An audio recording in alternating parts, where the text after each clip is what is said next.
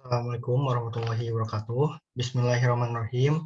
Perkenalkan, nama saya Muhammad Qodar Abiri Kohar dengan NPM 1006001200013,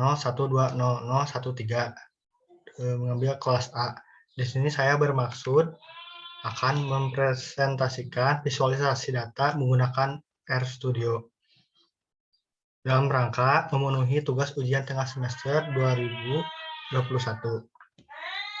Dengan mata kuliah analisis data eksploratif. Terima kasih untuk Bapak Abdul Kudus, SSI, MSI, PhD, atas ilmu-ilmunya yang telah diberikan. Langsung saja ke pemaparan materinya.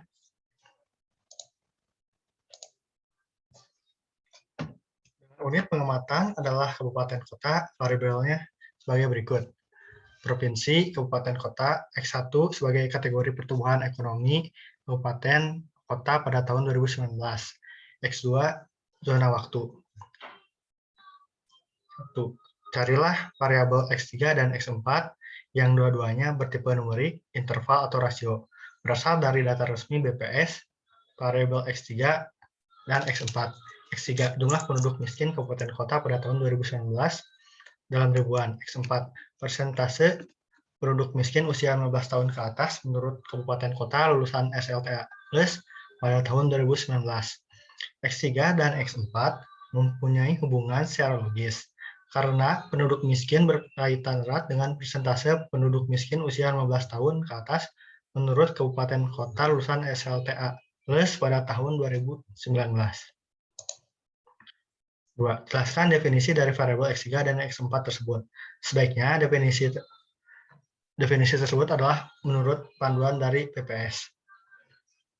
Pada variabel X3, PPS menggunakan konsep kemampuan memenuhi kebutuhan dasar basic need approach dalam mengukur kemiskinan. Dengan pendekatan ini, kemiskinan dipandang sebagai ketidakmampuan dari sisi ekonomi untuk memenuhi kebutuhan dasar, makanan, dan bukan makanan yang diukur dari sisi pengeluaran.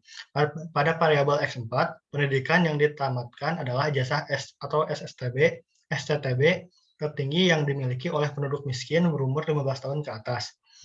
Publikasi ini mengelompokkan pendidikan yang ditamatkan mempunyai ijazah SMA atau ijazah perguruan tinggi. Sumber data yang digunakan untuk menghitung kemiskinan di tingkat kabupaten kota tahun 2019 adalah data Susenas konsumsi pengeluaran Maret 2019.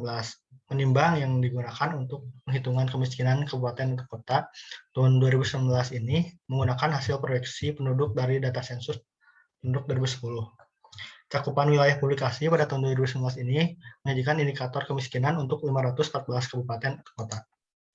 3. Rumuskan apa tujuan yang dicapai dengan melakukan analisis data tersebut. Tujuan dari analisis data ini adalah mengetahui indikator kemiskinan terbanyak dan terendah di Indonesia dengan mengelompokkan provinsi di Indonesia pada tahun 2019 berdasarkan indikator kemiskinan. Ingin mengetahui hubungan setiap variabel dengan variabel lainnya. Data yang digunakan adalah data cross-section tahun 2019, meliputi indeks jumlah penduduk miskin kabupaten kota pada tahun 2019, dan persentase penduduk miskin usia 15 tahun ke atas menurut kabupaten kota lulusan SLTA Plus pada tahun 2019. 12. Rumusan tujuan pada butir 3 dengan melakukan visualisasi menggunakan berbagai teknik yang sesuai. Yang pertama, menggunakan diagram batang chart. Diagram batang chart untuk garis kemiskinan dengan pengelompokan provinsi. Dapat dilihat dari diagram di atas, provinsi Indonesia yang paling banyak tempat lulusan SLTA Plus pada tahun 2019 adalah Provinsi Sumatera Utara, dan yang paling sedikit adalah lulusan SLTA Plus pada tahun 2019 pada Provinsi Gorontalo. Diagram batang chart untuk data jumlah penduduk miskin dengan mengelompokkan provinsi. Di sini saya mengambil contohnya 34 provinsi. Di sini frekuensinya.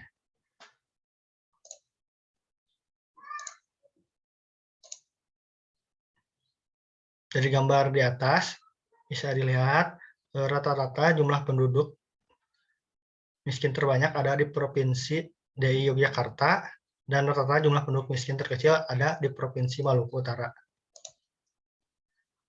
Diagram batang, indikator X1 dan X3 dapat Dilihat diagram batang di samping bahwa X1 dan X3 ketika kategori pertumbuhan ekonomi tinggi, maka jumlah penduduk miskin kabupaten kota pada tahun 2019 juga tinggi. Dikarenakan semakin banyak subjek yang masuk di dalamnya, sebaliknya ketika kategori pertumbuhan ekonomi rendah, dikarenakan subjeknya sedikit. Yang kedua, menggunakan box plot. Hubungan antara provinsi dengan data X3. Dengan data X3 dapat lihat visualisasi menggunakan box plot. Berdasarkan hasil visualisasi, di samping dapat kita ketahui bahwa jumlah penduduk miskin terbanyak ada pada box 10, yaitu Provinsi DI Yogyakarta. Dan jumlah penduduk miskin terbanyak ada pada box 21, yaitu Provinsi Maluku Utara, di mana pencilan atau outliner berada paling atas yang menunjukkan min penduduk rendah. Yang ketiga, menggunakan scatter plot. Ada hubungan antara X3 dan X4. Penduduk miskin usia 15 tahun ke atas menurut SLTA pada tahun 2019. Terdapat hubungan antara keduanya karena titik-titik banyak berdekatan walaupun ada sedikit titik-titik yang menjauh. Buat pembahasan, visualisasi menggunakan diagram batang dapat dilihat bahwa Provinsi Indonesia pada tahun 2019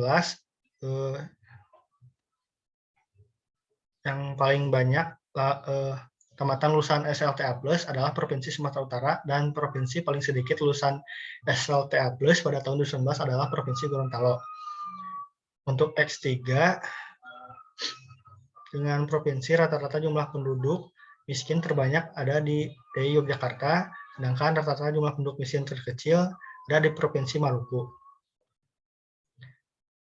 Berdasarkan diagram, ketika kategori pertumbuhan ekonomi tinggi, maka jumlah penduduk miskin kota tahun 2019 juga tinggi, karena semakin banyak subjek yang masuk di dalamnya. Sebaliknya, ketika kategori pertumbuhan ekonomi rendah, dikarenakan subjeknya sedikit. Visualisasi menggunakan box plot, hubungan antara provinsi, data X3, dapat dilihat visualisasinya, bahwa jumlah penduduk miskin terbanyak ada pada box 10, yaitu Provinsi DI Yogyakarta, di mana pencilan atau outliner berada di paling atas yang menunjukkan main penduduk tinggi. Sedangkan jumlah penduduk miskin terbanyak ada pada box 31, yaitu Provinsi Maluku Utara, di mana pencilan atau outlier berada paling atas yang menunjukkan min penduduk rendah.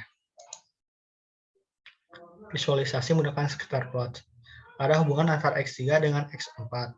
Terdapat hubungan antara keduanya karena titik-titik banyak berdekatan walaupun ada sedikit titik yang jauh.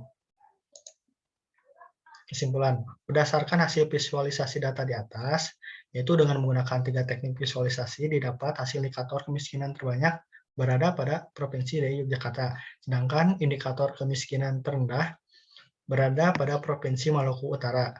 Provinsi di Indonesia yang paling banyak tamatan lulusan SLTA Plus pada tahun 2019 ada pada Provinsi Sumatera Utara.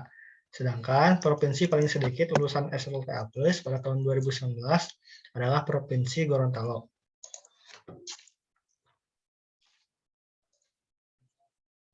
Sekian pemaparan presentasi dari saya. Mohon maaf apabila ada kesalahan kata dalam penyampaiannya maupun dari segi materi yang disampaikan. Wassalamualaikum warahmatullahi wabarakatuh.